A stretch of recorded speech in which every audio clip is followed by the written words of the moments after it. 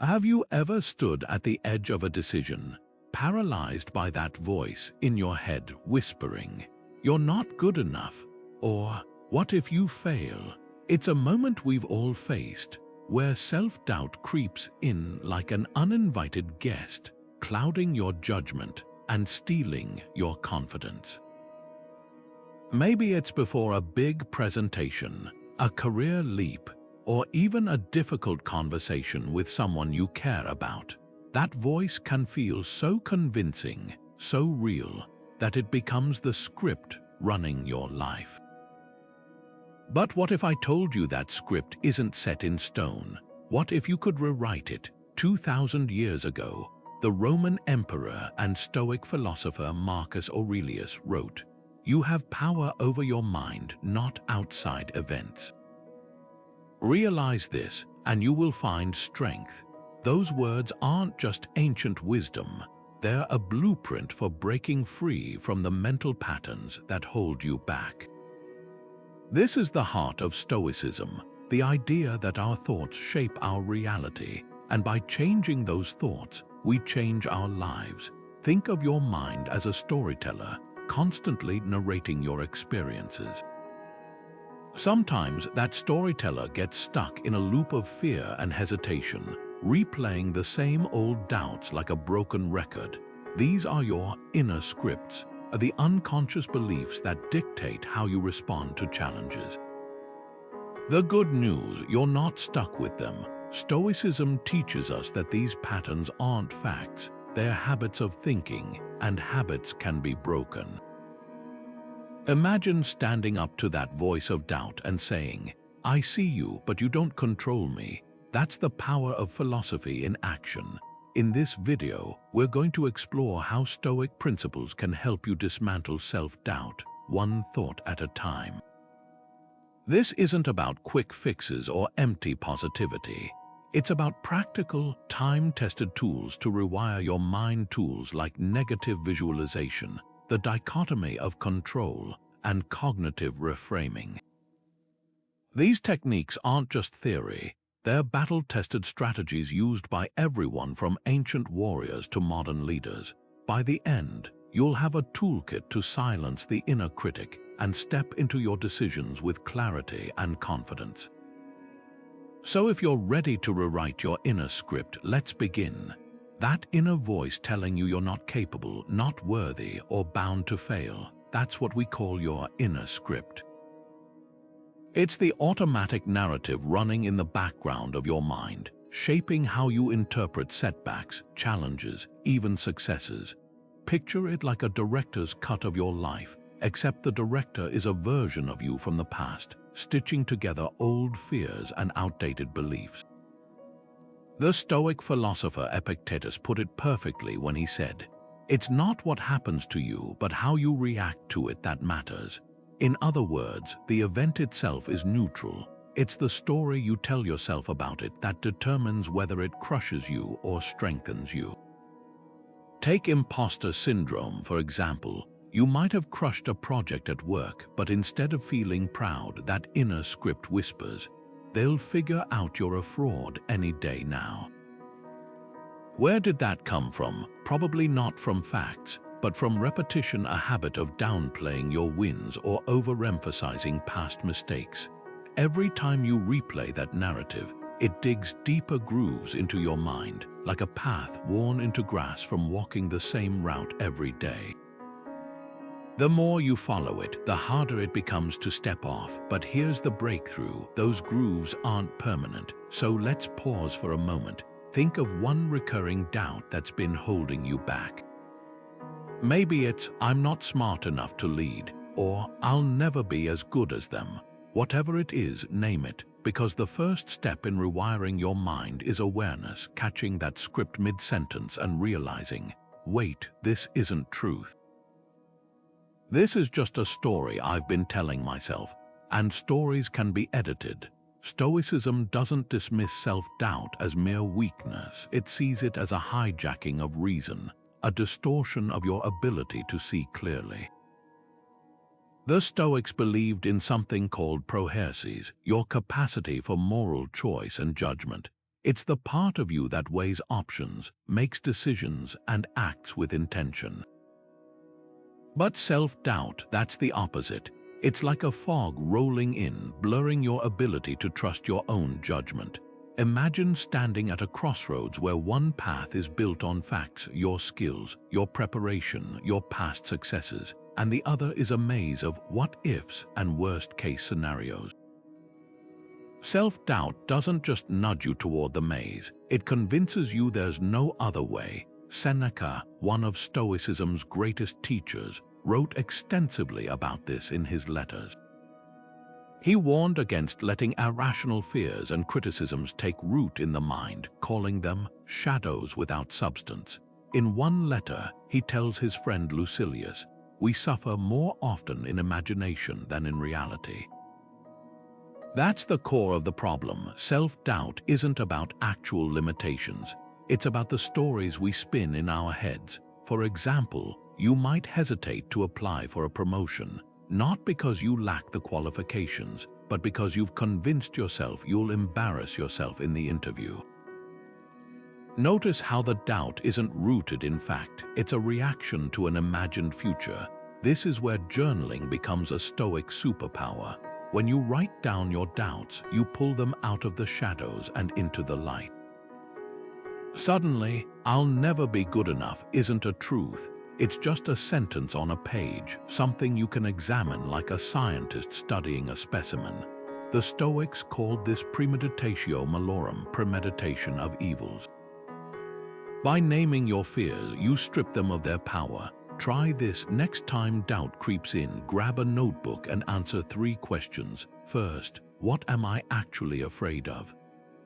Second, what evidence do I have that this fear is true? And third, what's the worst that could happen and could I handle it? You'll often find the doubt crumbles under scrutiny. The key here is objectivity. Your doubts feel real because they're yours, but that doesn't make them reality. Think of it like editing a draft. You wouldn't publish the first version of a manuscript without revising it, so why treat your thoughts any differently? Marcus Aurelius filled his journals with reminders to cut away opinion and see things as they are. That's the Stoic antidote to self-doubt, not blind confidence but clear-eyed honesty. When you separate fact from fiction, you reclaim your proherses, your ability to choose how you respond, and that's where true strength begins.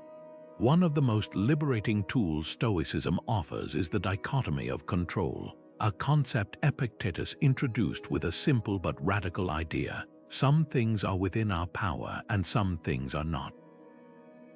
Your thoughts, your actions, your choices, those belong to you.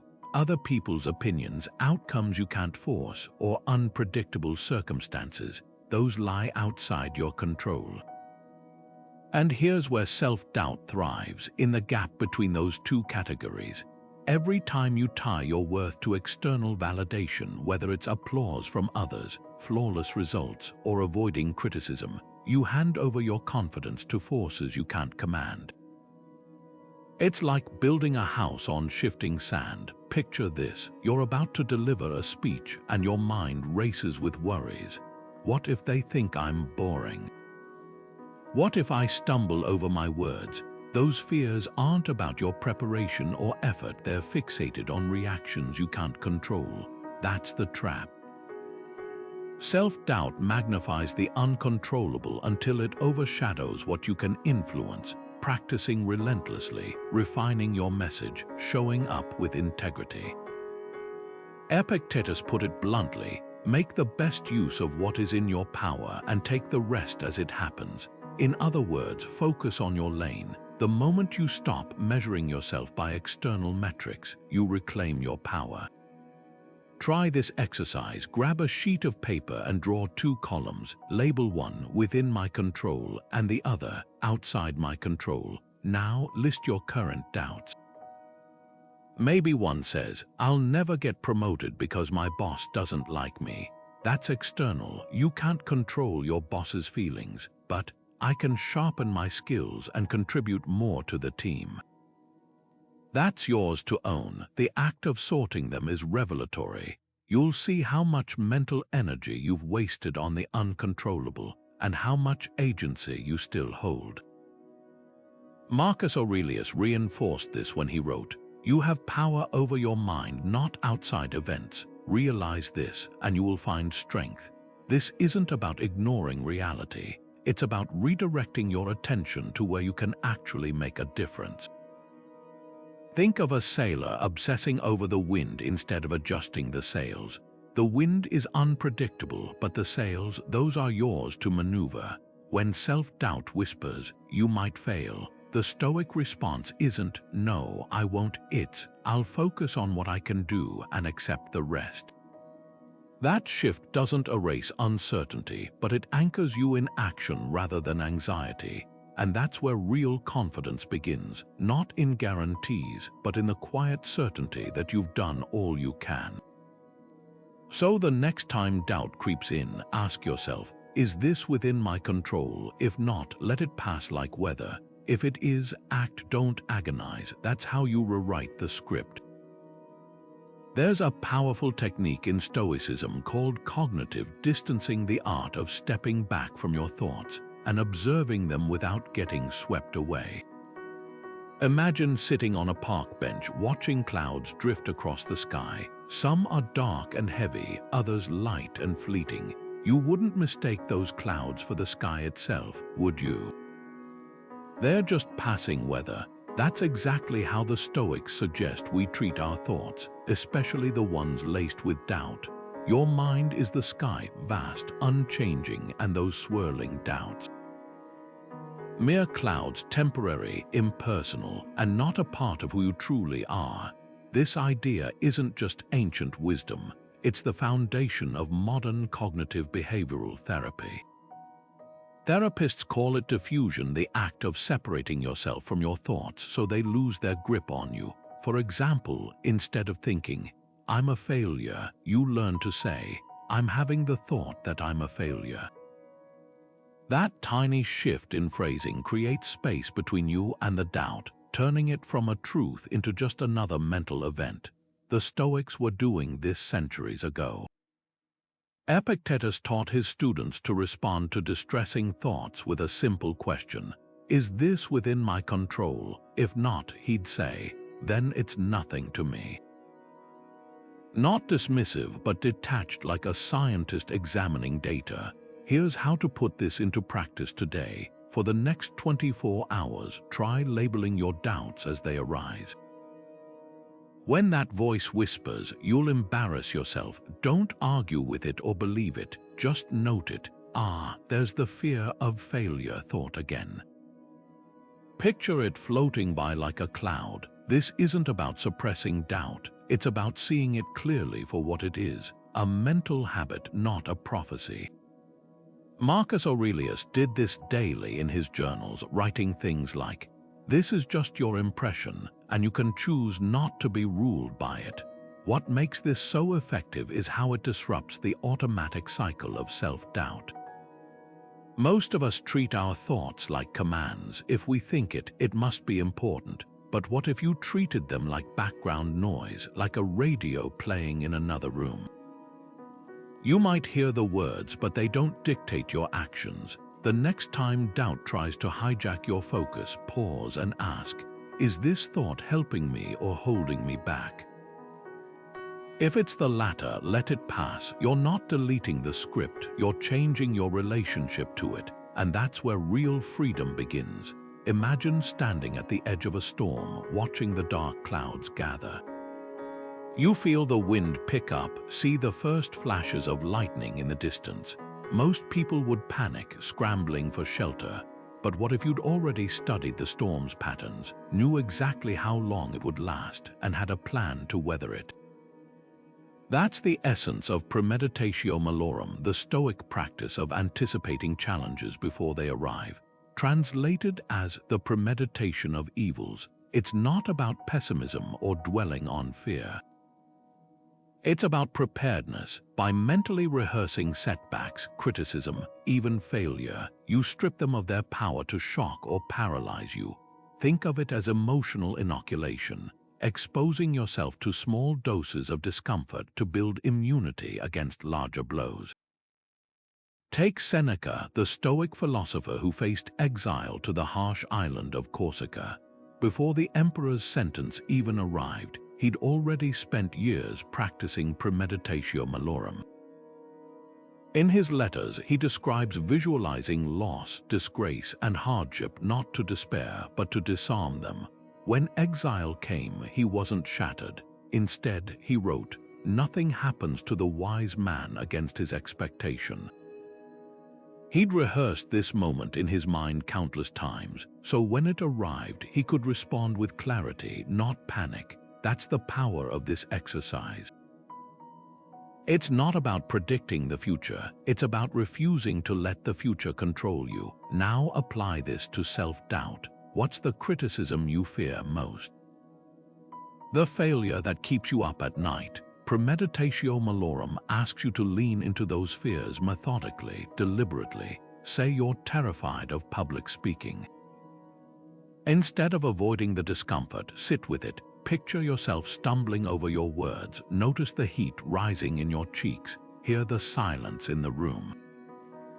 Then ask, what next? Would the audience boo? Unlikely. Would you collapse? No, you'd recover, finish, and survive. The horror of the scenario often lies in its ambiguity, the unknown. But when you shine a light on it, you realize the monster under the bed is just a shadow. This practice doesn't just reduce fear, it reveals your resilience. Marcus Aurelius used it daily, reminding himself, when you wake up in the morning, tell yourself, the people I deal with today will be meddling, ungrateful, arrogant, dishonest, jealous, and surly. Notice he didn't say if, he said when. By expecting these behaviors, he wasn't caught off guard. He met them with patience, not frustration. That's the subtle shift Premeditatio Malorum creates. It moves you from, why is this happening to me? To, here it is, I knew this might come and I'm ready. So here's a challenge. The next time self-doubt whispers, what if you fail? Don't shrug it away. Lean in, play out the scenario in vivid detail. If you fail the exam, what then? You'll study harder next time. If your idea gets rejected, what's next? You'll refine it and try again. The goal isn't to dwell on the negative, it's to prove to yourself that even the worst-case scenario is survivable. Because when you realize you can handle the storm, the clouds lose their menace. And that's when confidence begins to grow, not from avoiding falls, but from knowing you can rise after them. How would your life change if you stopped fearing setbacks and started expecting them? Not as punishments, but as part of the process, like rain to a farmer, resistance to an athlete. That's the Stoic secret. What we prepare for, we disarm. And what we disarm no longer controls us. There's a profound idea that bridges Stoicism and Nietzsche's philosophy, amor fati, the love of fate. It's not just about accepting what happens to you, it's about embracing it wholeheartedly, flaws and all. Picture a potter shaping clay. When an unexpected crack forms, she doesn't discard the piece, she works with it, turning the flaw into part of the design. That's amor fati in action, seeing the beauty in the broken, the strength in the struggle. Marcus Aurelius wrote in his journals, "The impediment to action advances action." What stands in the way becomes the way. In other words, the very things we resist, our mistakes, our imperfections, are often the raw materials for growth. Now apply this to self-doubt. That voice whispering, "You're not good enough," thrives on your resistance. It gains power when you fight it, when you berate yourself for feeling uncertain.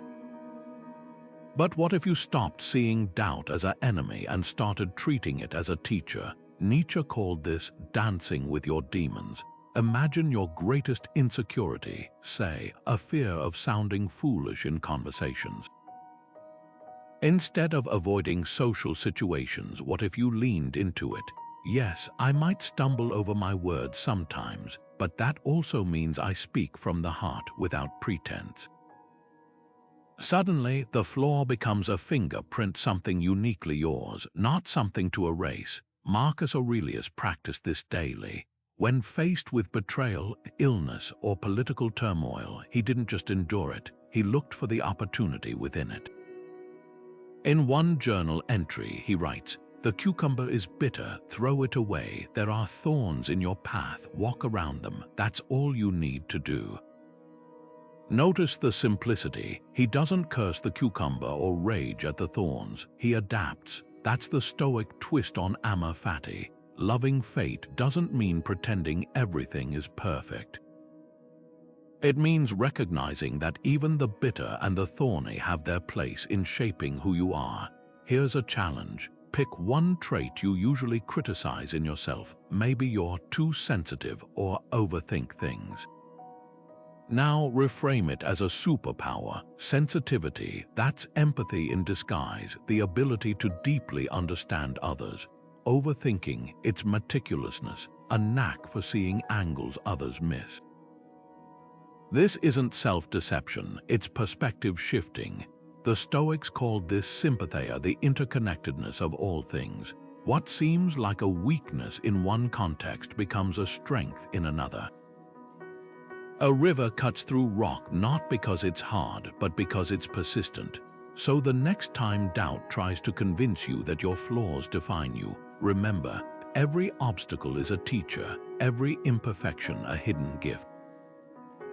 To love your fate isn't to resign yourself to it, it's to recognize that even the pieces that don't seem to fit are part of a larger pattern, and that pattern, it's yours to design. Picture yourself floating high above the earth, looking down at the sprawling cities, winding rivers, and vast oceans below. From this vantage point, the things that consume your daily thoughts, the awkward conversation, the missed opportunity, the nagging self-doubt shrink into insignificance. This is the view from above, a Stoic visualization exercise designed to recalibrate your perspective. It's not about dismissing your struggles, it's about seeing them in their proper scale. Epictetus captured this perfectly when he said, "Remember that you are an actor in a play, and the playwright chooses the length of your scenes. Your doubts aren't the whole story, they're just fleeting moments in a much grander narrative." Think of it like zooming out on a map. When you're too close, a single roadblock feels like the end of the journey. But pull back far enough, and you see alternate routes, open highways, even destinations you hadn't noticed before. That's what this practice does for your mind. When self-doubt whispers, "This mistake defines you," the view from above replies, "In the arc of your life, this is a single sentence, not the entire book." Marcus Aurelius used this technique daily, reminding himself that even the mightiest empires would one day crumble to dust. Against that backdrop, how much weight should we give to our transient worries? Here's how to try it today. Close your eyes and imagine rising above your current situation, first your neighborhood, then your city, then the continent itself. Watch the Earth spin in space, a pale blue dot in an infinite cosmos. From here, the things that felt monumental, the rejection, the criticism, the fear of failure, become specks. This isn't about minimizing your experiences, it's about expanding your context. A storm feels overwhelming when you're standing in it, but from a distance, you see it's just weather passing through. The Stoics weren't suggesting we detach from life's challenges. They were teaching us to meet them with clarity, not clutter. When you see your doubts from this elevated perspective, something shifts. That voice saying, "You're not enough," starts to sound like background noise, persistent perhaps, but no longer commanding. Because here's the truth, in the grand scheme, your stumbles and hesitations are as natural as tides rising and falling. What matters isn't the doubt itself, but how you choose to move through it. So the next time self-doubt threatens to shrink your world, remember the view from above. Lift your gaze, breathe, and ask yourself, will this matter in a year, in a lifetime? Often, the answer will surprise you. not because your struggles are trivial, but because you're far larger than they are. Negative visualization might sound counterintuitive at first. Why would you want to imagine losing something you care about? But here's the twist. It's not about dwelling on loss. It's about waking up to the value of what you already have. Think of it like this. You don't notice the hum of your refrigerator until it suddenly stops. That silence makes you realize how much you relied on it. The Stoics used this same principle to combat self-doubt. When you're stuck questioning your abilities, try this exercise. Close your eyes and picture life without a skill you take for granted. Maybe it's your ability to speak clearly, your knack for problem solving, or even the steady hands that let you create. How would you feel if that vanished tomorrow? Suddenly, what felt ordinary becomes extraordinary. Seneca explored this idea in On the Shortness of Life, urging his readers to hold every hour in your grasp. He wasn't just talking about time management, he was pointing to a deeper truth. We undervalue our strengths until we're forced to imagine their absence. Take public speaking, for example. If you've ever thought, "I'm not a great speaker," try visualizing waking up one morning with no voice at all, no ability to share ideas, to connect, to persuade. That's when you'd realize even the shaky, imperfect version of your voice is a gift. Negative visualization flips the script. It's not about fearing loss, but about rediscovering gratitude for what's already yours. Here's how to put this into practice. Pick one ability you downplay because it doesn't feel good enough. Now imagine it's gone. If you're an artist who criticizes every stroke, picture your hands unable to hold a brush. If you're a writer who deletes more than you keep, envision a blank page that never fills. Notice the ache that arises. That's your mind resisting the loss of something precious, something you've been too busy judging to appreciate. This exercise isn't meant to scare you. It's designed to recalibrate your perspective. Doubt thrives in the gap between where you are and where you think you should be. Negative visualization closes that gap by reminding you what you have is already enough. The Stoics called this Premeditatio Malorum's gentler cousin. While premeditation of evils prepares you for storms, negative visualization teaches you to love the sunshine while it lasts. Marcus Aurelius wrote, "Don't let the future disturb you. You will meet it with the same weapons of reason and clarity you use today." Those weapons include gratitude, not as a vague feeling, but as a deliberate practice. When you catch yourself thinking, "I'm not ready," pause and ask, what if I lost the chance to try? Suddenly, the fear of imperfection pales next to the tragedy of never trying at all. This isn't about settling, it's about starting where you are. A musician doesn't master the violin by mourning the notes she hasn't played. She progresses by cherishing each note she can. Your doubts will always whisper about the distance ahead. Negative visualization quiets them by turning your gaze backward to how far you've already come. So the next time insecurity creeps in, don't just challenge it, counter it. For every "I'm not good enough," answer with, "What if I lost even this?" That's the Stoic secret to transforming doubt into fuel. Not by denying your limitations, but by realizing how much you'd miss them if they were gone. Marcus Aurelius didn't just write journals, he weaponized them. Every morning and night, the emperor would sit with his thoughts, not to vent or wallow, but to dissect them with surgical precision. His meditations weren't meant for publication. They were private battle plans against his own doubts, fears, and distractions. Imagine the most powerful man in Rome, ruler of an empire, pausing to ask himself, "Is this thought useful? Is it true?" That's the essence of Stoic journaling, turning the page into a courtroom where your doubts stand trial and logic presides as judge. Here's how it works. Start with a simple template, 3 questions borrowed from Marcus himself. First, what am I resisting today? Not what's happening to you, but where you're clinging to control. Maybe it's frustration over a delayed project or anxiety about a conversation you're avoiding. Write it down. Second, is this resistance based on fact or feeling? Separate the "this deadline is tight" from the "I'll never finish in time."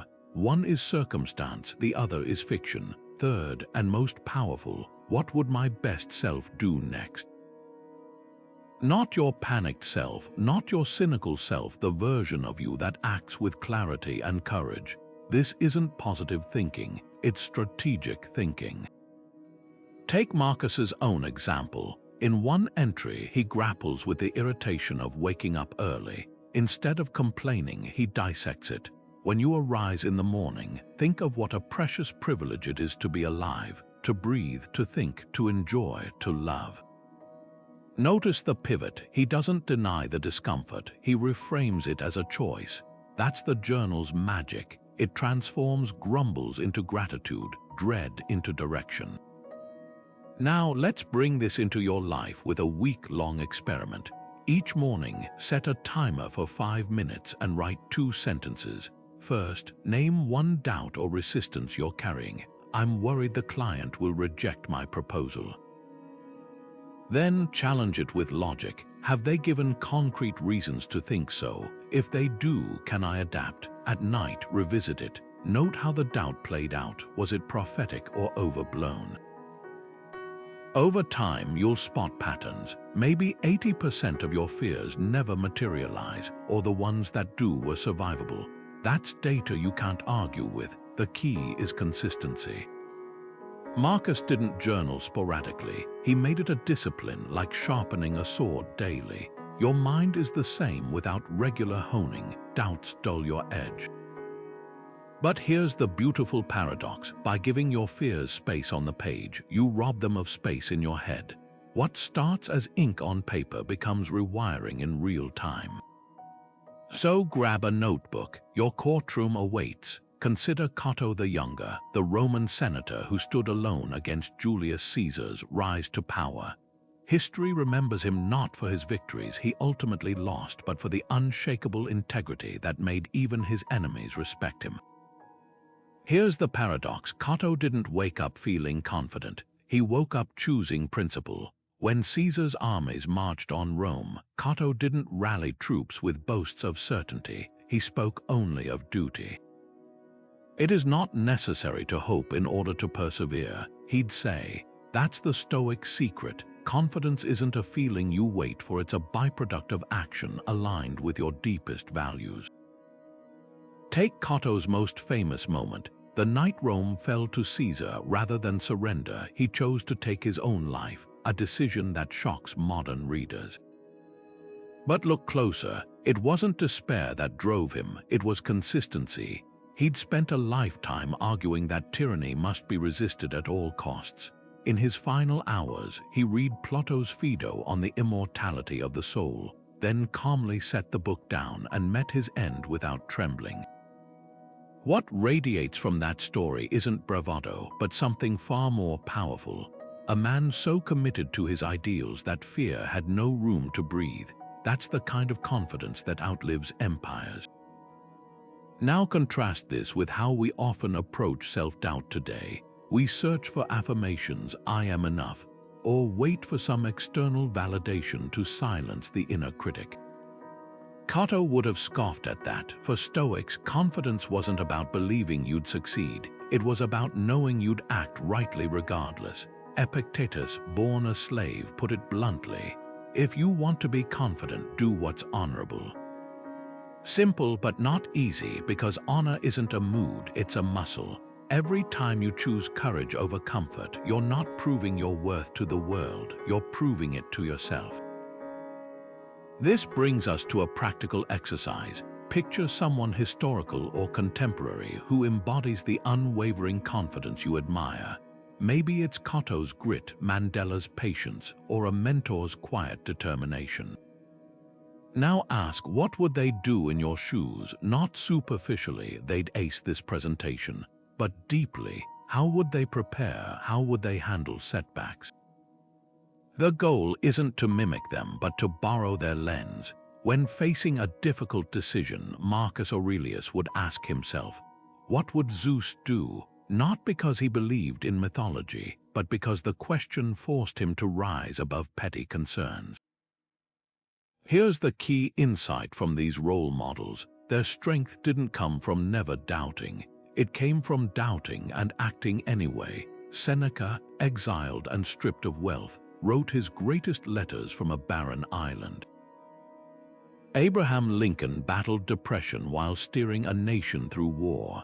Their confidence wasn't the absence of fear, it was the presence of purpose. So the next time self-doubt whispers, "You can't," don't argue. Ask instead, what would my hero do next? Then take one small step in that direction, because confidence isn't found, it's forged. History's most resilient figures didn't wait for certainty to move forward. They moved forward and certainty followed. That's the lesson etched in their lives. Action precedes assurance. Every time you choose integrity over insecurity, you're not just solving a problem, you're sculpting a self.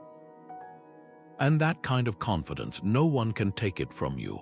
Imagine two athletes standing on the track before a race. One is obsessed with the finish line, his stomach in knots, imagining the crowd's reaction if he loses. The other focuses only on his form, the bend of his knees, the rhythm of his breath, the integrity of his stride. Who do you think runs freer? Stoicism would argue it's the second runner, because he's anchored in what the ancient Greeks called arete excellence of character. This is the radical core of Stoic ethics, the belief that virtue isn't just one good among many, it's the only good. Everything else, wealth, reputation, even health, are preferred indifference. Useful but not essential to a life well lived. Epictetus, the former slave turned philosopher, put it bluntly, some things are up to us and some are not up to us. Our opinions, impulses, desires, these are ours. Our bodies, possessions, reputations, these are not. At first glance, this seems counterintuitive.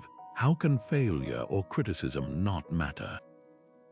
But here's the insight. When you tie your worth to outcomes, you chain yourself to forces beyond your control. The athlete who defines success by his effort rather than his medal sleeps soundly the night before the race. Why? Because his worth isn't on the line, only his performance is. This distinction is life-changing for self-doubt. Most of us have been conditioned to measure ourselves by external yardsticks, promotions, likes, accolades. But Stoicism asks a revolutionary question. What if you judged yourself solely by what you could control? Not whether the project succeeded, but whether you prepared thoroughly. Not whether everyone approved, but whether you spoke with honesty. Marcus Aurelius scribbled this reminder in his journal. Waste no more time arguing what a good man should be. Be one. Notice he didn't say be successful or be praised. The measure was virtue itself. Let's make this practical. Think of a recent situation where self-doubt crept in, maybe after a less than perfect presentation or a rejected application. Now ask, did I act with integrity? Did I give my best effort? If the answer's yes, the Stoic response isn't disappointment, it's quiet pride, the results. Their feedback, not verdicts. This mindset doesn't eliminate failure, it redefines it, as Epictetus taught. It's not what happens to you, but how you respond that matters. Here's where modern psychology echoes ancient wisdom. Studies on growth mindset show that students who focus on effort rather than grades actually perform better long-term. Why? Because they're freed from the paralysis of perfection. The Stoics knew this 2,000 years earlier. By making virtue the sole good, they built an unshakable foundation. Storms might rage around you, but if your compass is set to integrity, you'll never truly be lost. So try this reframe today. The next time you face a challenge, don't ask, will I succeed? Ask, how can I show up as my best self? That shift from outcomes to effort is where real confidence begins. Not the brittle kind that crumbles under pressure, but the steady kind that endures even when the world says not enough. Because in the Stoic view, you already are enough, not by the world's standards, but by the only measure that truly lasts, the content of your character. Stoic impression testing isn't about silencing your doubts, it's about cross-examining them. Picture your mind as a courtroom, and every negative thought as a witness taking the stand. Your job isn't to accept their testimony at face value, it's to scrutinize it under oath. Marcus Aurelius called this the discipline of assent, the practice of pausing before automatically believing your own thoughts. Imagine waking up convinced today's going to be a disaster. Before that thought dictates your mood, Stoicism hands you 3 filters. Is it true? Is it within my control? Does it serve virtue? These questions aren't just philosophical musings, they're tools to dismantle mental sabotage. Start with the first filter. Is it true? Most self-doubt thrives on vague generalizations. I'm terrible at this, feels factual, but where's the evidence? Break it down like a scientist. If you think you're a bad public speaker, list every time you've spoken well, even casually, to friends. You'll often find the truth is selective memory, not reality. Epictetus warned, it's not things that upset us, but our judgments about things. That voice saying, you'll fail, isn't reporting facts, it's editorializing. Next, the second filter, is it within my control? Anxiety loves to fixate on the uncontrollable, what others think, unforeseen setbacks, perfect outcomes. But the Stoics remind us, your effort is yours, the result isn't. Say you're nervous about a job interview, you can rehearse answers, research the company, and dress professionally. You can't control the interviewer's mood or the competition's credentials. Dwelling on the uncontrollable is like a sailor cursing the wind instead of adjusting the sails. Redirect your energy to what you can influence and watch the doubt lose its grip. The final filter cuts deepest. Does it serve virtue? Stoic virtue isn't about morality in the traditional sense. It's about excellence of character, courage, wisdom, justice, self-discipline. Ask yourself, does this thought help me act with integrity? Does it fuel growth or fear? For example, I'm not qualified for this promotion might feel honest, but does clinging to that belief make you more diligent or just more hesitant? Often, what masquerades as humility is actually avoidance. Virtue demands action, not self-deprecation. Now, let's put this into a script. The next time a doubt arises, say, I feel, but evidence shows. For instance, I feel like an imposter at work, but evidence shows I've successfully led 3 projects this year. This isn't positive affirmation, it's factual recalibration.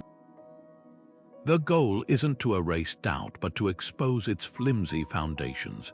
Seneca practiced this daily, writing, "We are more often frightened than hurt, and we suffer more in imagination than in reality." Here's the key, impression testing isn't a one-time fix. It's a habit like brushing your teeth for your mind. Every time you interrogate a negative thought, you weaken its hold. Over time, you'll catch doubts faster, dismantle them cleaner, and replace them with something far more powerful, clarity. Because when you stop conflating feelings with facts, you reclaim the one thing doubt tries to steal, your ability to choose how you respond. Self-doubt often grows from the soil of misaligned desires, wanting approval when we should seek growth, craving control where we should embrace effort. Think of a musician trembling before a performance, not because she hasn't practiced, but because her focus is fixed on the audience's applause rather than the integrity of her art. This is the heart of the Stoic discipline of desire, the practice of examining what you truly want and why. Marcus Aurelius wrote, "How much more grievous are the consequences of anger than the causes of anger." Swap anger for doubt and the insight holds. When we tie our worth to external validation, likes, promotions, praise, we hand our confidence to strangers. But when we desire only what aligns with virtue, growth, courage, honesty, we build an unshakable foundation. Consider the difference between two students. One obsesses over grades, the other over mastery. The first lives in constant anxiety, her self-worth rising and falling with each mark. The second, she might not top the class, but she sleeps soundly, knowing her effort was true. That's the Stoic shift, wanting less from the world and more from yourself. Epictetus, who taught that freedom comes from wanting things to happen as they do happen, put it bluntly. Don't demand that events happen as you wish, but wish them to happen as they do. At first, this sounds passive until you realize it's about redirecting desire inward to the only realm you control. Here's how to apply this today. Pick one desire fueling your self-doubt. Maybe it's the need for your boss's approval or the fear of looking foolish in a meeting. Now ask, what if I wanted something else instead? Not their praise, but the satisfaction of doing your best. Not perfection, but progress. This isn't about lowering standards. It's about raising your locus of control. Marcus Aurelius journaled this reminder. You always own the option of having no opinion. There is never any need to get worked up. In other words, you can choose not to crave what doesn't serve you. Try this experiment. For the next 24 hours, notice every time doubt arises and trace it back to a desire. That knot in your stomach before a presentation. It might be less about the speech itself and more about wanting everyone to be impressed. The hesitation to share an idea. Often, it's the desire to avoid criticism masquerading as humility. Each time, pause and reframe. What if I desired only to contribute, not to dazzle? The relief is immediate, because when you stop chasing external validation, you're left with something far more powerful, the quiet certainty that comes from acting on principle.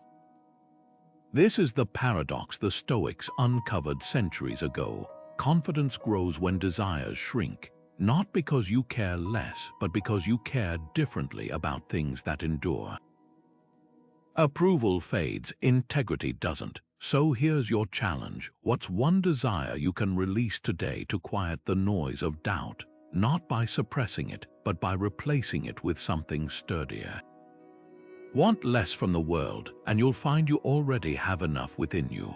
Marcus Aurelius faced invading armies, political betrayals, and chronic illness, yet he wrote, "The impediment to action advances action." What stands in the way becomes the way. That's not just resilience, it's alchemy. The ability to take the very thing that seems to block your path and turn it into stepping stones. Consider the fear of public speaking, a doubt that paralyzes millions. The shaky hands, the dry mouth, the terror of judgment. Most people see this as a reason to avoid the podium. But what if you saw it as fuel? The comedian Jerry Seinfeld once joked that surveys show people fear public speaking more than death, which means, at a funeral, most would rather be in the casket than giving the eulogy.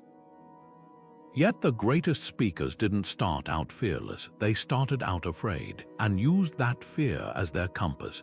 Take Demosthenes, the ancient Greek orator whose speeches moved nations. As a young man, he had a debilitating stutter and weak voice.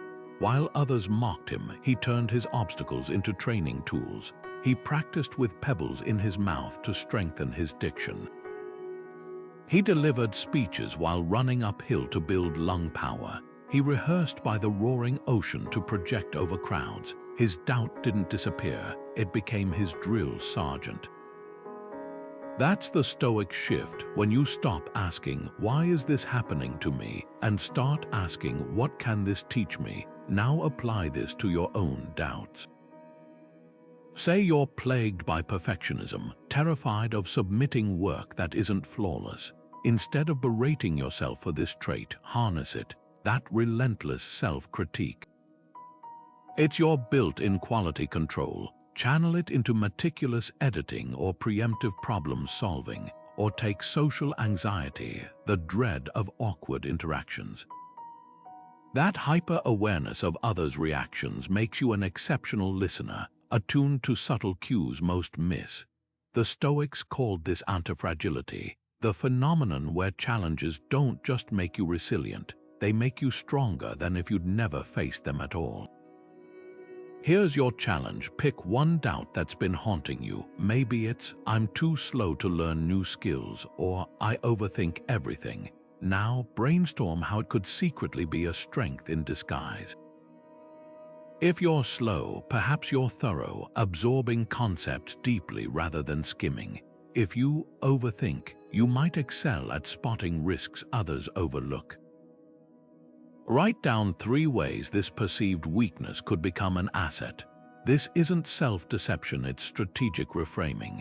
Like a blacksmith tempering steel, you're not ignoring the flaw, you're working with it to forge something unbreakable. History's most transformative figures didn't overcome their doubts, they partnered with them. FDR's polio didn't disappear when he became president. It became the crucible for his unparalleled empathy. Beethoven's deafness didn't halt his music. It forced him to compose symphonies in his mind's ear, birthing masterpieces. Your doubts aren't roadblocks, they're raw materials. The next time one whispers, "You can't," reply, "Then let's see what you can build." Because the obstacle isn't the enemy, it's the blueprint. Stoic mindfulness isn't about emptying your mind or chasing tranquility. It's about sharpening your attention like a blade. The ancient Greeks called this Prosoch, a practice of vigilant self-awareness that's less about floating above your thoughts and more about standing firmly among them, observing without being swept away. Picture yourself by a river, watching leaves drift past. Modern mindfulness might encourage you to let those leaves, your thoughts, float by unnoticed. But Stoicism asks something bolder. Notice the leaves, study their shapes, even pluck one from the water to examine it closely. Just don't let them pull you into the current. That's the difference. It's not detachment, it's disciplined engagement. Epictetus, the Stoic teacher who transformed his enslavement into a masterclass on inner freedom, put it this way: first say to yourself what you would be, and then do what you have to do. Prosoch is that first step, the act of pausing to witness your doubts without letting them dictate your actions. When self-doubt whispers, "You'll fail," you don't suppress it or let it drown out reason. You acknowledge it. There's the fear again. Then ask, does this thought serve my purpose? This isn't passive meditation, it's active interrogation. Let's try this now with a 2-minute exercise. Sit comfortably and focus on your breath, not to clear your mind, but to anchor it. As you inhale, silently label the breath, control. Exhale, release. When a doubt arises, what if I'm not good enough? Don't push it away. Imagine placing it on a mental shelf, like a book you'll revisit later. For now, return to control, release. This creates space between stimulus and response, the gap where choice lives. By the end, you won't feel empty-headed. You'll feel clear-headed, with doubts still present but no longer in the driver's seat. The power of Prosoch lies in its honesty. Modern mindfulness often aims to quiet the mind, but Stoicism seeks to understand it. Think of a detective examining evidence. She doesn't ignore the clues or let them overwhelm her, she studies them coldly. When Marcus Aurelius wrote, "The soul becomes dyed with the color of its thoughts," he wasn't warning against thinking, he was urging us to choose our thoughts deliberately. Your doubts aren't enemies to vanquish, they're data to consider. So the next time self-doubt surfaces, resist the urge to numb it or obey it. Stand in that river, feet planted. Observe the thought, question its usefulness, then decide, is this a leaf worth holding onto or one I can let pass? That's Stoic mindfulness, not an escape from your mind but mastery of it. Seneca once wrote that we suffer more in imagination than in reality.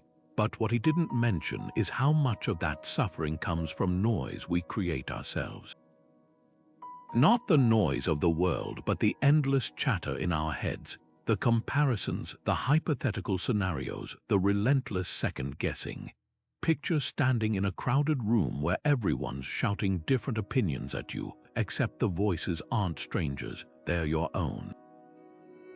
That's the paradox of self-doubt. It's loudest when we're most silent. Seneca's remedy: cultivate inner quiet not by muting life, but by turning down the volume on everything that isn't essential. Consider how much of your mental static comes from comparison. Scrolling through social media, you see someone's highlight reel and instinctively measure your behind the scenes against it. But here's what Seneca would point out: that habit isn't just distracting, it's dishonest. You're comparing your unedited reality to someone else's curated fiction. The Stoics called this the tyranny of externals, letting outside narratives dictate your self-worth. In one letter, Seneca advises Lucilius to retreat into yourself as much as possible, not to hide from the world, but to rediscover what you truly value when no one else is whispering in your ear. This is where the idea of a doubt detox comes in. For one full day, commit to this experiment. Every time you catch yourself in negative self-talk, "I should be further along," "they're doing it better," pause and replace it with a single question: is this mine or did I borrow it? Most doubts aren't homegrown, they're hand-me-downs from societal expectations, past criticisms, or algorithmic feeds designed to provoke insecurity.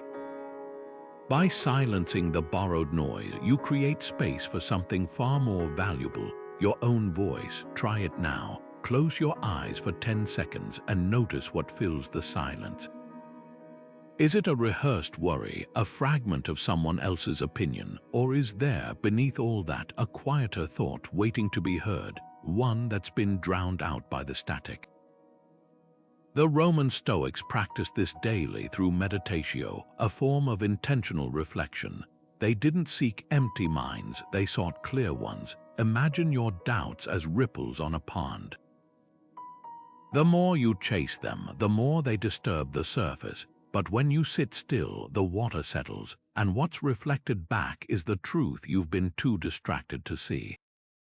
Here's the unexpected gift of silence. It doesn't erase doubt, it reveals its source. When you strip away the noise, you might find that what you thought was self-doubt was really fear of an outdated metric, a standard you've outgrown but haven't dared to question. Seneca put it plainly: we need to set our affections on some good and keep it in view.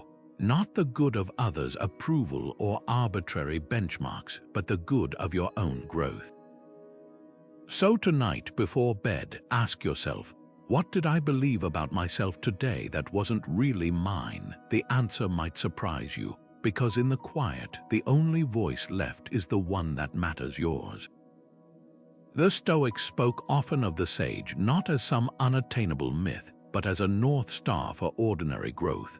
Picture this figure not perched on a mountaintop, but walking beside you in daily life, someone who faces the same storms as you, yet meets them with unshakable clarity.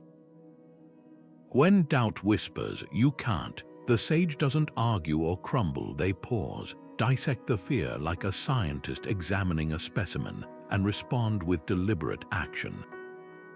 This isn't about perfection, it's about a different kind of posture toward uncertainty. Where most of us react to doubt like it's a fire alarm, panicked scrambling, the sage treats it like a weather report, information to consider, not a siren to obey. Take a common moment of self-doubt, say, preparing for a difficult conversation. Most of us might spiral. What if I sound foolish? What if they reject me?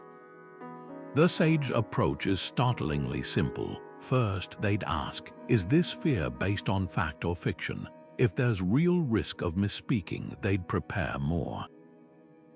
If it's just vague anxiety, they'd note it and set it aside. Next, they'd focus on what's within their control. choosing honest words, listening deeply, staying grounded in their values. The outcome, that's not theirs to command. As Epictetus put it, what upsets people is not things themselves, but their judgments about things.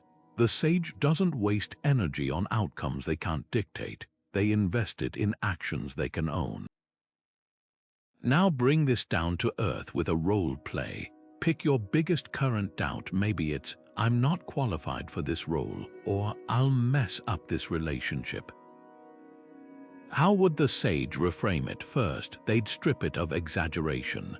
Not qualified becomes, here's where I'm still growing. Next, they'd identify one small, controllable step, reviewing the job description to align skills, or having an open conversation with the person involved.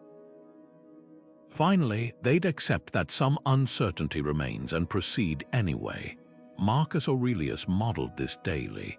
Faced with governing an empire amid personal illness and betrayals, he wrote, "The art of living is more like wrestling than dancing, because an artful life requires being prepared to meet sudden and unexpected attacks."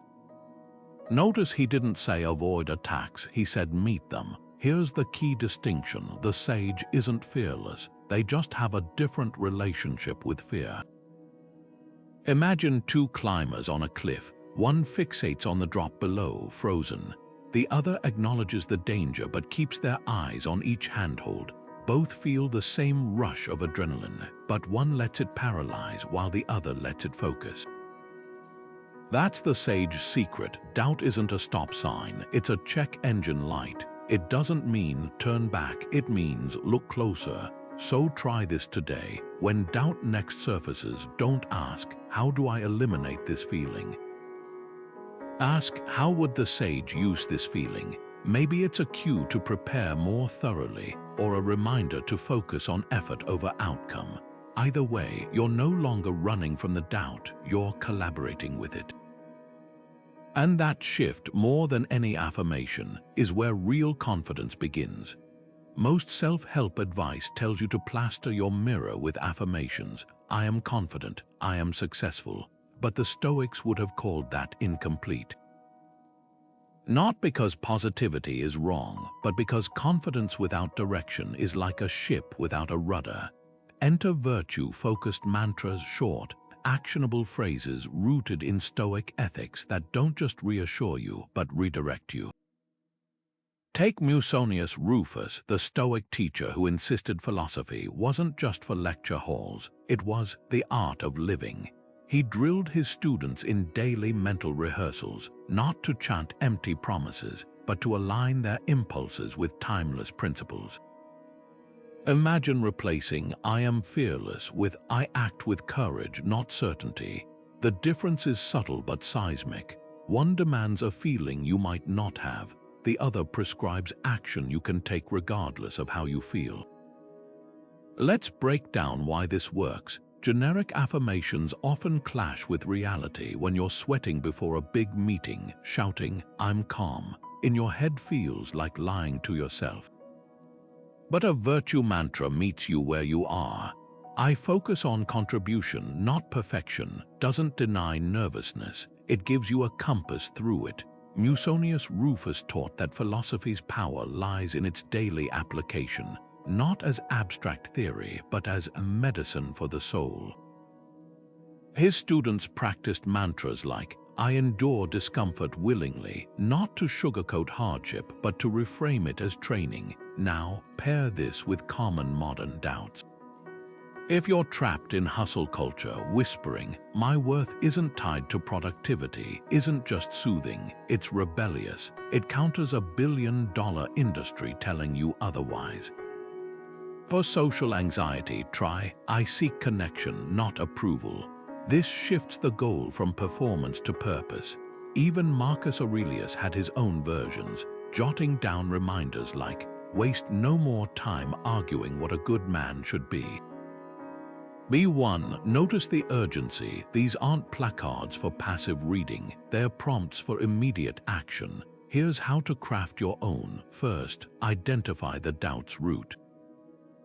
If you're procrastinating because you're afraid to start imperfectly, your mantra might be, "Done is better than perfect." If you're people-pleasing, try, "I set boundaries with respect." The key is specificity. Virtue mantras are scalpels, not band-aids. They don't numb the pain, they treat its cause. Write them where you'll see them in moments of friction, on your phone's lock screen, above your workspace, even on a note card in your wallet. Musonius Rufus believed repetition wasn't about brainwashing, but about dyeing the soul with wisdom until it becomes second nature. So test this today. The next time doubt surfaces, don't just silence it, answer it. Not with hollow cheerleading, but with a principle you'd stake your life on, because the goal isn't to feel invincible. It's to act with integrity, even when you don't. Morning light barely touches your window when the battle begins, not with the world, but with your own thoughts. The Stoics knew this moment well, that fragile space between sleep and action where habits are forged or broken. Marcus Aurelius wrote his meditations at dawn for a reason. When you arise in the morning, think of what a precious privilege it is to be alive, to breathe, to think, to enjoy, to love. But he didn't stop at gratitude. He armed himself with intention, scripting his virtues like a commander mapping the day's campaign. Your morning ritual can do the same. Before checking your phone or drowning in distractions, try this. Stand at your window, feel the weight of your feet on the floor, and declare one intention, not a goal, but a principle. Today, I meet frustration with patience, or I will listen more than I speak. Keep it simple, concrete, and rooted in character rather than outcomes. This isn't manifesting, it's moral preparation. Like an athlete visualizing moves before a game, you're programming your mind to recognize opportunities for virtue before chaos claims the day. Now fast forward to evening, when the noise of the world fades and your doubts stage their encore. The Stoics called this the night review, but forget sterile self-assessment. Think of it as an archaeological dig through your mental debris. Grab a notebook and ask two questions. Where did I let doubt rewrite my script today? And how did I rewrite it back? Maybe you hesitated to voice an idea in a meeting. Trace that thread. Did you assume others would dismiss it? Was that assumption tested or just inherited? Then flip the page. Find one moment where you challenged doubt's narrative, however small. Perhaps you sent that email you'd been overthinking or resisted the urge to compare your progress to someone else's highlight reel. Document these like scientific observations. Hypothesis: I'm behind. Evidence: Project X was completed ahead of schedule. Over time, you'll spot patterns not to judge but to dismantle. Marcus Aurelius modeled this with relentless discipline. Amid wars and political intrigue, he still ended each day with a scroll and a question. What bad habit did I curb today? Not, what did I achieve, but how did I choose? That's the key. Your rituals aren't about productivity hacks. They're about sovereignty over your inner narrative. The morning intention sets the compass. The evening review adjusts the course. Together, they form a feedback loop where doubt loses its monopoly on your attention. Here's the twist: these rituals work precisely because they're mundane. No grand gestures, just consistent nudges like water shaping stone. Imagine a gardener who whispers to her seeds each morning and examines each sprout at dusk. She doesn't rage at slow growth, she tends it. Your mind is no different. The doubts may still whisper, but now you're answering back, not with brute force, but with the quiet authority of someone who's done their reps. Day by day, you're not just managing self-doubt, you're outlasting it. So tonight, when you lay your head down, borrow Marcus's closing question. What's left undone if you've done what's human? Not perfect, just human. That's where the real work and the real freedom begins. Imagine you're at the helm of a ship in a storm. The waves tower over the deck, the wind screams through the rigging, and the horizon vanishes behind sheets of rain. Your first instinct might be to fight, to grip the wheel tighter, to curse the storm, to demand calmer seas. But the seasoned captain knows something crucial. You can't control the storm. You can't command the waves to flatten or the wind to still. What you can control is how you steer, the angle of your sails, the steadiness of your hand, the clarity of your next move. This is the paradox of control. The harder you cling to outcomes, the more the storm controls you. But when you focus on your response, something shifts. The storm hasn't changed, but your relationship to it has. Stoicism takes this maritime wisdom and applies it to the tempests of the mind. Self-doubt often arises from a misplaced focus, fixating on the uncontrollable while neglecting the power we still hold. Think about a job interview. You can't control the interviewer's mood, the strength of other candidates, or even whether the role is truly the right fit. But you can control your preparation, your authenticity, your ability to listen deeply and respond thoughtfully. The moment you shift your attention from, "Will they like me?" to, "Will I show up as my best self?" the dynamic changes. Doubt loses its grip because you're no longer anchoring your confidence to an unpredictable outcome. You're tethering it to something sturdier, your own agency. Epictetus, who compared philosophy to learning how to navigate life's rough waters, put it bluntly: it's not things that upset us, but our judgments about things. That's the core of the paradox. When we tie our worth to external validation, whether it's a promotion, a partner's approval, or social media likes, we hand our confidence over to forces we can't command. But when we focus on our choices, our efforts, our integrity, we reclaim sovereignty. Like the captain adjusting the sails rather than raging at the wind, we find our footing not by controlling the storm, but by mastering our response to it. Now, let's map the areas where surrendering control actually reduces doubt. Start with opinions. How often do you replay conversations, worrying what someone thought of you? That's a storm you'll never calm. But here's the Stoic reframe. You can't control others' judgments, but you can control whether you acted with kindness and honesty. Next, outcomes. Obsessing over perfect results is like demanding the sea stay flat. It ignores reality. But you can control your preparation, your adaptability, your willingness to learn from whatever happens. Finally, the past. Ruminating on mistakes you can't undo is like staring at a wave that's already passed. But you can control how you let those experiences inform your next move. The beauty of this approach is how it transforms uncertainty from a threat into a teacher. When you stop measuring yourself by outcomes, you're free to focus on growth. A musician doesn't fret over whether the audience will applaud. She pours herself into each note.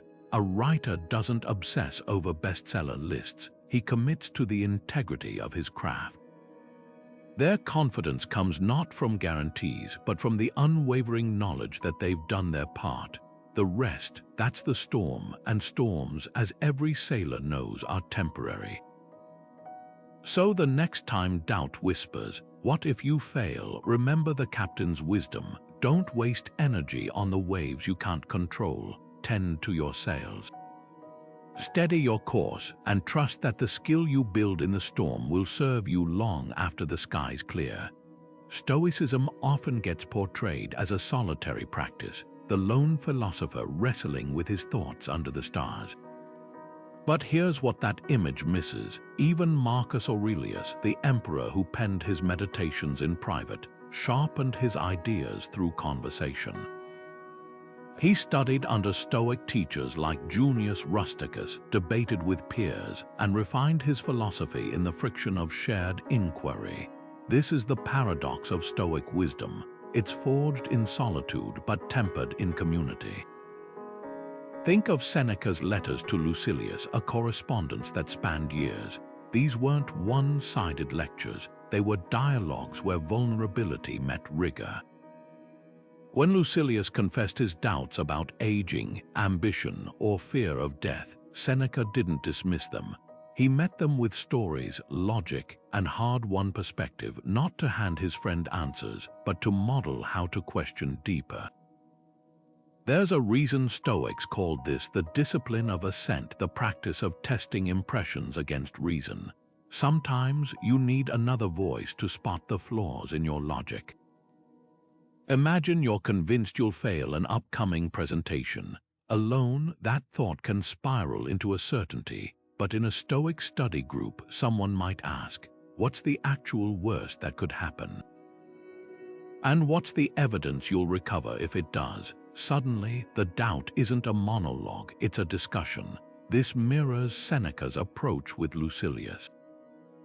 In one letter, Lucilius frets over public criticism. Seneca doesn't just say, ignore them. He walks him through a mental exercise. Picture the critics. Now picture their own critics. See how the chain never ends. The lesson: judgment is a circle, not a verdict. Modern Stoic communities, whether online forums, local meetups, or book clubs, serve this same function. They normalize struggle. When you hear others confess the same doubts you've hidden, two things happen. First, you realize your fears aren't unique flaws, they're human patterns. Second, you gain fresh tools to dismantle them. Maybe someone shares how they use negative visualization to preempt anxiety, or how they reframe failure as feedback for virtue. These aren't abstract ideas anymore, they're lived strategies. Like a gym where everyone's strengthening the same mental muscles, the collective effort lifts individuals higher. So here's a challenge. Who in your life could be your Lucilius or your Seneca? It might be a friend committed to growth, a mentor who asks tough questions, or even a stranger in a philosophy Discord group. The key is finding someone who won't just reassure you but engage you. Reassurance says, you'll be fine. Engagement asks, what's the Stoic response here? Start small. Next time doubt arises, voice it to one person with this prompt. Help me see this through a Stoic lens. You might be surprised how the act of articulating it and hearing it reflected back diminishes its power.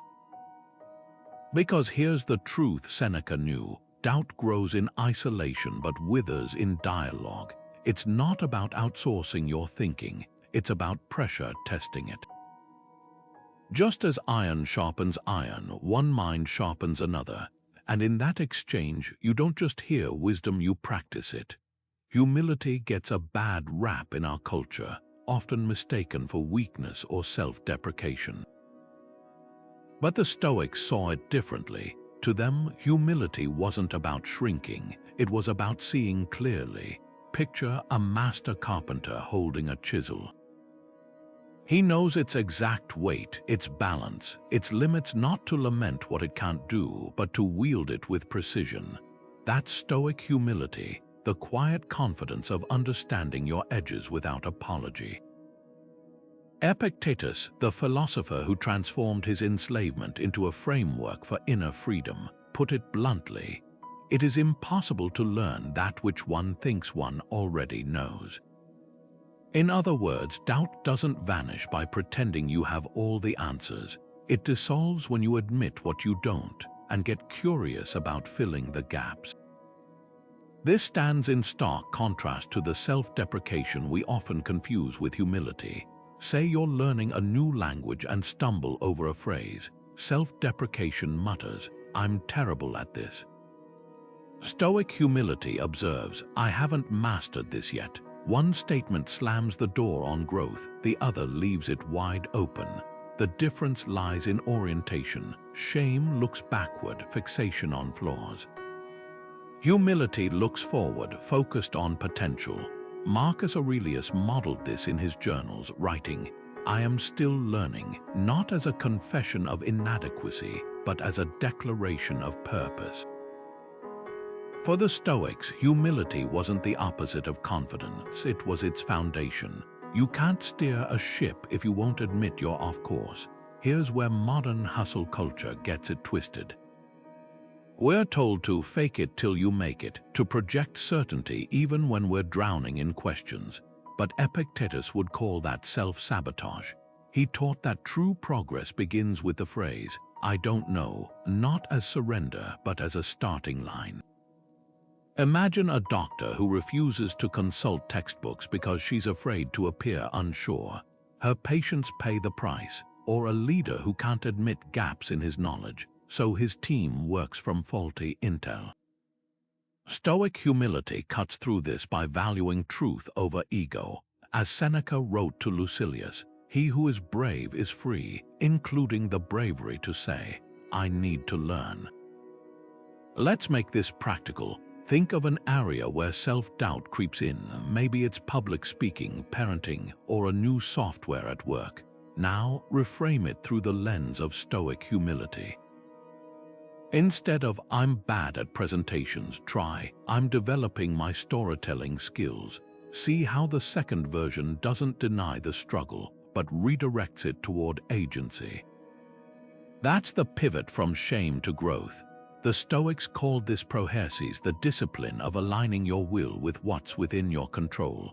You can't control being a beginner, but you can control how you respond to it. Here's your challenge. Name one thing you're currently learning, not failing at. Not, "I'm awful at small talk," but "I'm practicing deeper listening." Not, "I'll never understand finances," but "I'm building my economic literacy step by step." This isn't wordplay, it's rewiring. Every time you swap failing for learning, you're not softening the truth, you're sharpening it. Because humility isn't about lowering your standards, it's about raising your honesty, and in that honesty, you'll find something unexpected, the kind of confidence that doesn't need to shout because it knows its own strength. The next time doubt whispers that you're not enough, surprise it with a question. Enough for what? Not as a challenge to your worth, but as an invitation to clarify your aim. A scalpel isn't worse than a hammer, it's just designed for different work. That's the gift of Stoic humility, the freedom to be precisely where you are while still reaching for where you could be. No posturing, no pretending, just the steady, unshakable progress of someone who trusts the process enough to name it.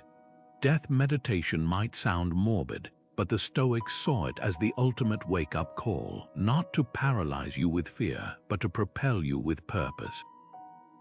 Picture this, you're holding an hourglass, watching the sand trickle down.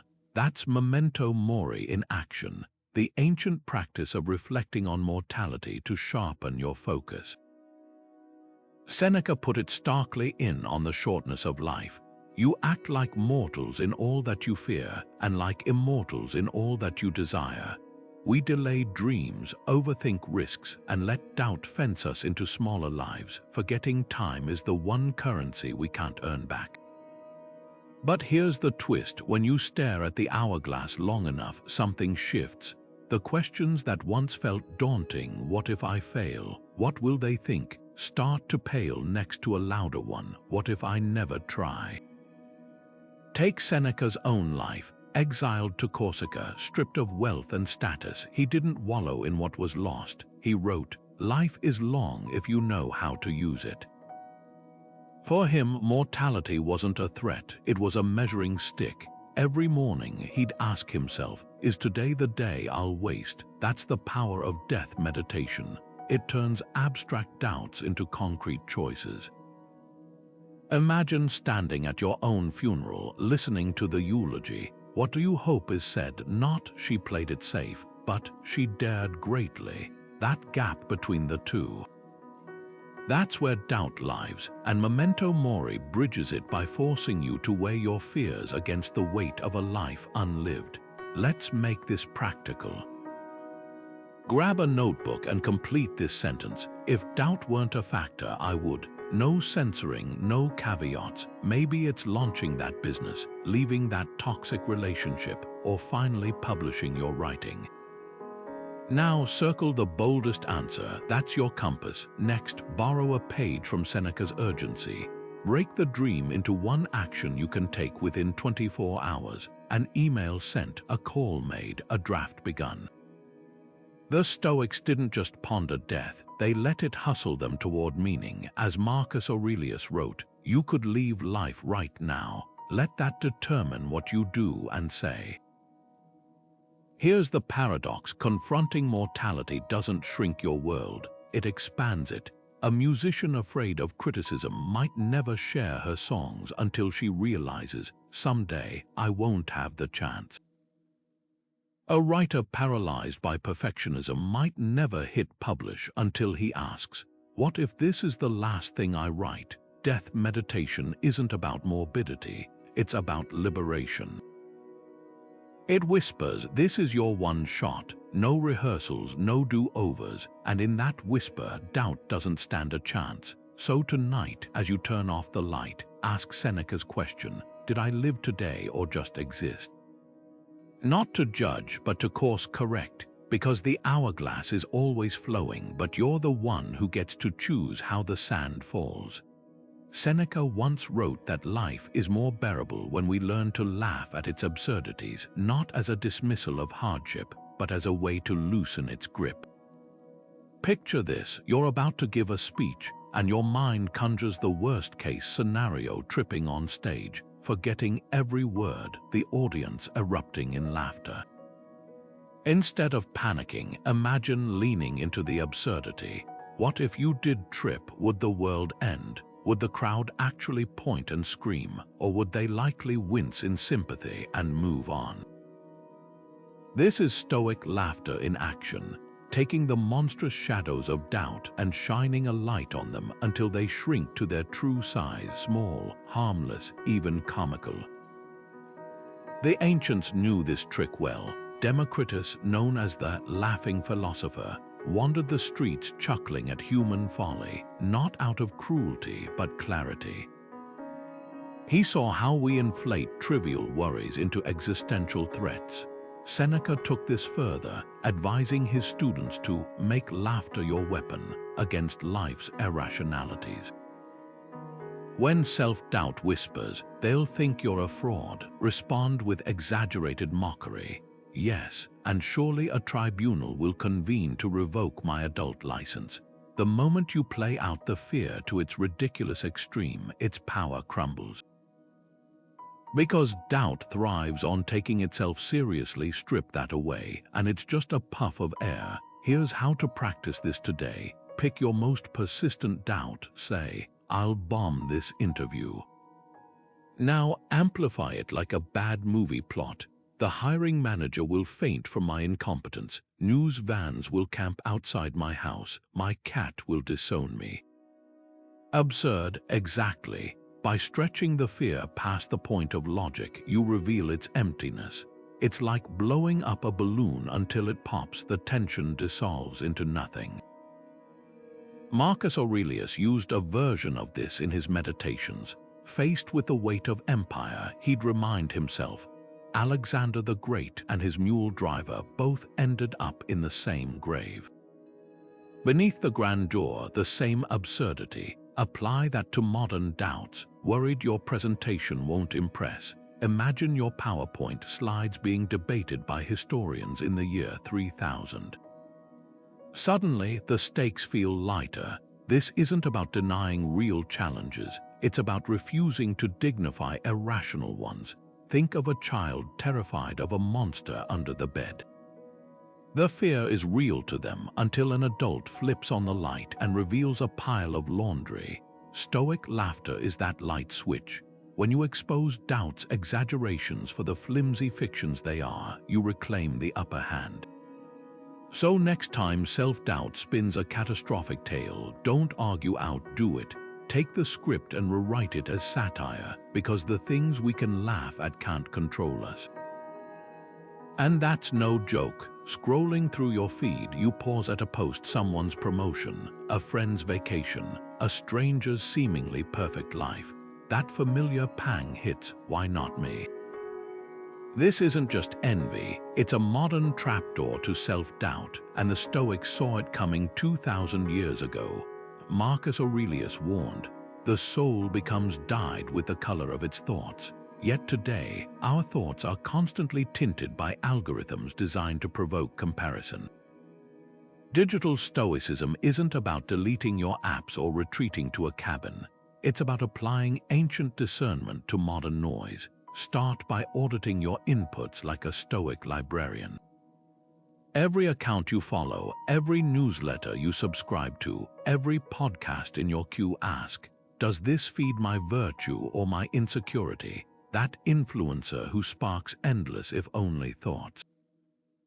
Unfollow that news source that leaves you simmering with outrage. Mute. This isn't avoidance, it's the discipline of assent in action, choosing what deserves your mental real estate. Consider Seneca's advice to Lucilius: avoid the many, for they will distract you from yourself. Today, the many aren't just crowds in the marketplace, they're infinite scrolls of curated highlight reels. When you prune your digital garden, you're not hiding from reality. You're reclaiming sovereignty over your attention. Take the example of a musician who unfollowed all overnight success stories and instead subscribed to archives of artists' early drafts. Her mindset shifted from "I'll never catch up to this" is how mastery unfolds. The content didn't change, her gates did. Here's where Stoicism meets modern neuroscience. Studies show our brains mirror the emotions of what we consume. Witnessing someone's triumph can trigger our own feelings of inadequacy, even if we logically know it's just a snapshot. Marcus Aurelius anticipated this. Your mind will take the shape of what you frequently hold in thought. So hold better thoughts, not by willpower alone, but by designing your digital environment to support them.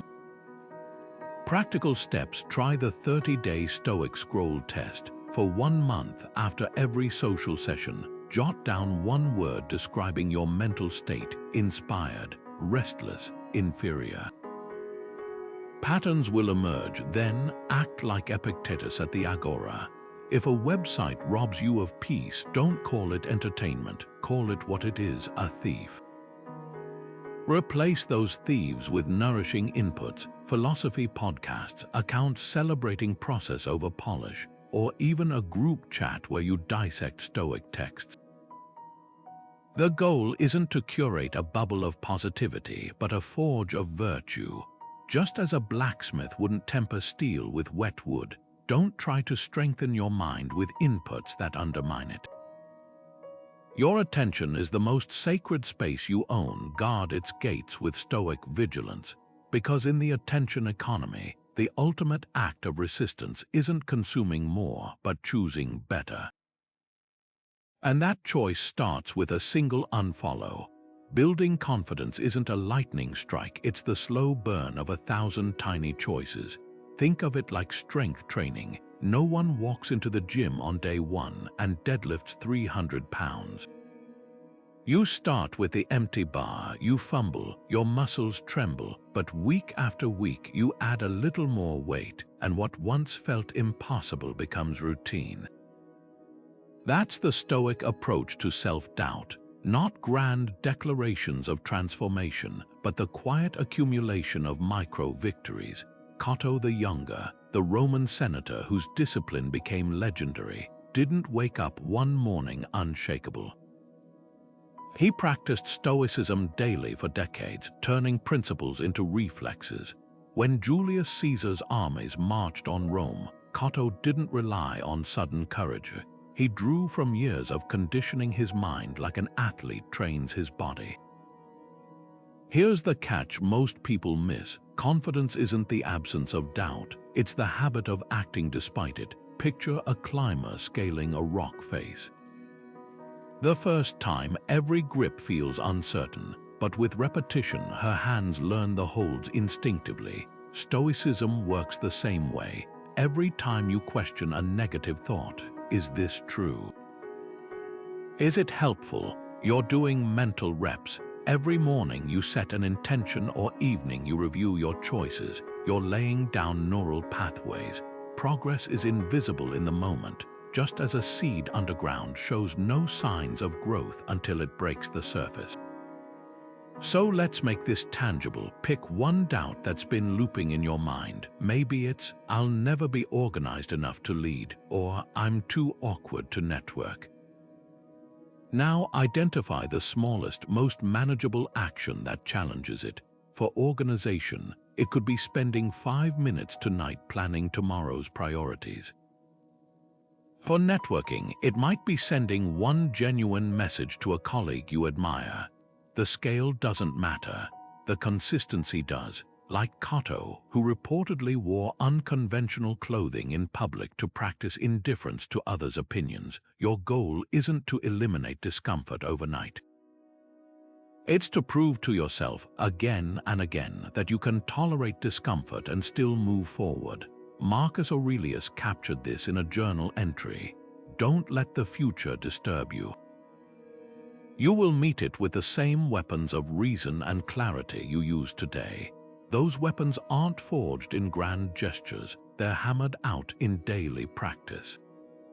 A musician doesn't master scales by cramming, she plays them daily until her fingers remember. Similarly, each time you choose courage over comfort, you're not just solving a problem, you're sculpting a mindset. Here's the liberating truth: you don't need to feel confident to act confidently. Start where you are, use what you have, do what you can, and trust that the cumulative weight of those choices will, over time, bend the arc of your inner narrative. Because the long game isn't about waiting for doubt to disappear, it's about outlasting it one rep at a time. Stoicism often gets painted as cold and unfeeling, a philosophy of gritted teeth and stiff upper lips. But that's a myth. The Stoics weren't against compassion, they were against indulgence. There's a crucial difference. Think of Hijacks, the Stoic philosopher who taught that wisdom begins with recognizing our interconnectedness, what he called the circles of concern. Picture a series of rings radiating outward. At the center, you. The next ring, family and friends, then community, humanity, all living things. Traditional wisdom says to push concern outward. But Hijacks added a twist: we also need to draw care inward, because if you're pouring from an empty cup, how can you serve anyone else? This is where self-doubt gets interesting. When that voice whispers, "You're not good enough," we often respond in one of two extremes. Either we wallow in it like a warm bath, or we try to brute force it away with harsh demands. The Stoics propose a third path, what Marcus Aurelius called the kindness of the strong. Imagine your dearest friend came to you with the same doubt you're feeling. Would you berate them? Unlikely. You'd probably point to their strengths, remind them of past victories, and offer practical steps forward. So why treat yourself any differently? Let's make this tangible. Grab a notebook and complete this sentence. The compassionate truth about my doubt is, maybe you're terrified of public speaking. The doubt says, you'll humiliate yourself. The compassionate truth, I've prepared thoroughly, and even if I stumble, audiences respect effort over perfection. Or perhaps you're hesitating to apply for a dream job. The doubt hisses, you're underqualified. The compassionate counter, I meet 70% of the requirements, and growth happens at the edges of my comfort zone. This isn't sugarcoating, it's recalibrating. Like a gardener who doesn't ignore weeds but also tends the flowers, you're naming the fear without letting it monopolize the soil. The Stoics had a term for this balance: oikeiosis, the art of belonging to yourself. It's recognizing that self-improvement and self-kindness aren't opposites, they're two sides of the same coin. Consider how athletes train. The best coaches don't scream, "You're worthless." To motivate, they say, "Here's where you are and here's how we level up." That's Stoic compassion in action, clear-eyed about gaps, steadfast in belief. So the next time doubt knocks, don't slam the door or invite it to move in. Open it just enough to ask, what's the kindest, truest thing I need to hear right now?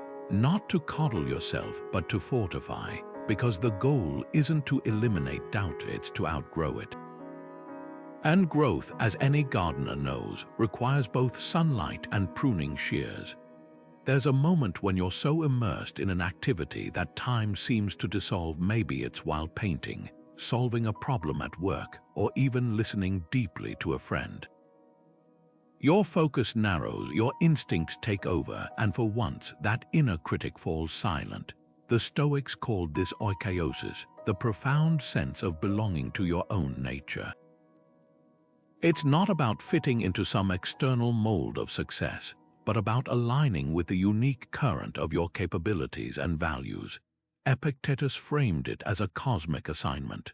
Every living being is accustomed to and disposed toward that for which it was born. The vine bears grapes, not olives. The rose blooms as a rose, not a lily. So too, humans flourish when they fulfill their particular role. Doubt often creeps in when we stray from this natural alignment, when we try to contort ourselves into roles that don't resonate. Picture an oak tree straining to bend like a willow. It would splinter under the pressure. Yet we do this constantly, chasing paths because they're prestigious or popular, not because they tap into our innate strengths. That gnawing sense of "I don't belong here" isn't always imposter syndrome. Sometimes it's wisdom. The times you felt in flow, those moments of effortless engagement, are clues to where your true capacities lie. A musician doesn't question her fingers on the strings when lost in a melody. A teacher doesn't second-guess his explanations when students' eyes light up. These are glimpses of oikeiosis in action. Acting authentically doesn't mean waiting until you feel flawless. It means showing up as you are with the tools you have and trusting that growth follows engagement. Consider Marcus Aurelius, who never wanted to be emperor but ruled with remarkable integrity because he leaned into his nature, his love of philosophy, his discipline, his sense of duty. He wrote, "A bird doesn't sing because it has an answer, it sings because it has a song." Your version of singing might look nothing like the person next to you, and that's the point. Confidence isn't manufactured by mimicking others, it's uncovered by honoring your own rhythm. Try this. Over the next week, keep a flow log. Note when you lose track of time or feel a quiet sense of rightness in what you're doing. Maybe it's organizing data, calming a distressed colleague, or crafting stories for your kids.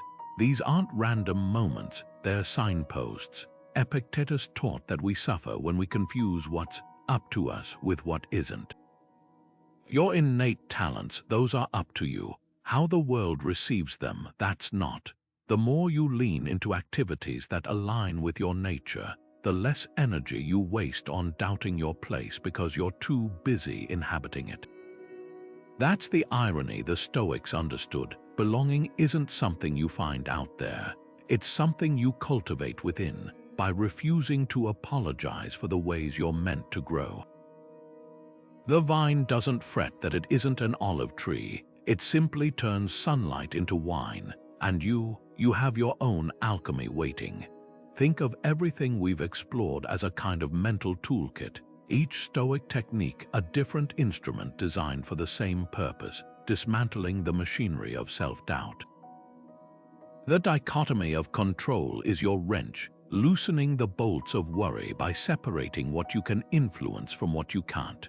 Journaling acts like a flashlight, shining clarity into the murky corners of your thoughts, while Premeditatio Malorum serves as a protective helmet, preparing you for life's blows before they land.